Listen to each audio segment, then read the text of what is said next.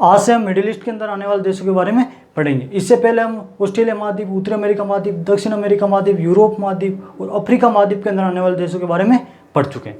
तो middle east की यदि बात करें तो मिडिल ईस्ट के अंदर 15 देश आते हैं। अब देखते हैं वो 15 देश कौन कौन से हैं।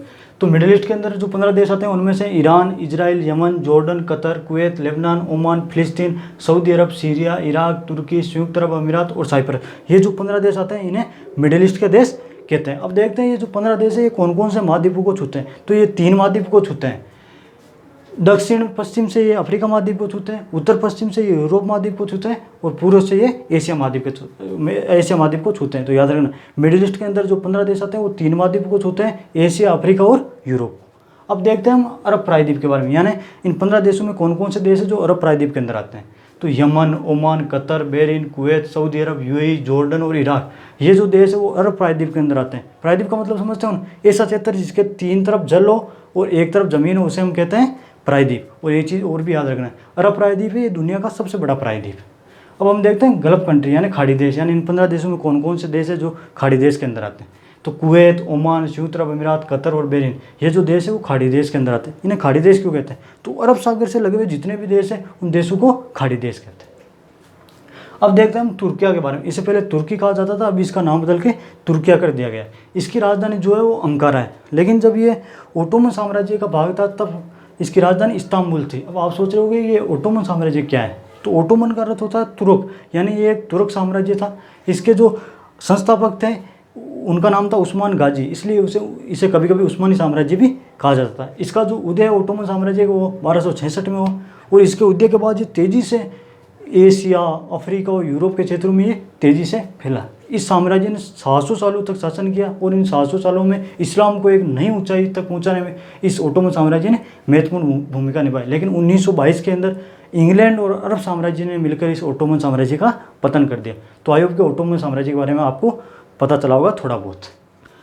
अब हम बात करते हैं कि तुर्किया जो है वो संसार का एकमात्र मुस्लिम बहुमत वाला देश है जो धर्मनिरपेक्ष है, इंपॉर्टेंट वन। दुनिया में जितने भी मुस्लिम बहुमत वाले और देश है वो अपने आप को इस्लामिक कंट्री यानी मुस्लिम देश घोषित किए हुए हैं, लेकिन तुर्किया एकमात्र देश है जो मुस्लिम बहुमत होने के बावजूद भी अपने आप को धर्मनिरपेक्ष अभी बनाए हुए है। तो ये इंपॉर्टेंट चीज़ है, याद रखना कि पूरी दुनिया में एक कौन सा देश है जो अपने आप को मुस्लिम बहुमत होने के बाद भी अपने आप को धर्मनिरपेक्ष बनाया हुआ है, तो वो है तुर्किया। इंपॉर्टेंट वन, याद रखना। इसका जो भाग एशिया में आता है उसे अंतोलिया कहते हैं। तो तुर्किया का जो भाग एशिया में आता है उसे अंतोलिया कहते हैं और जो भाग यूरोप में आता है उसे थरेस कहते हैं। हाया सोफिया मस्जिद इस्तांबुल में। अभी हाया सोफिया मस्जिद के बारे में थोड़ा बहुत इतिहास देखते हैं।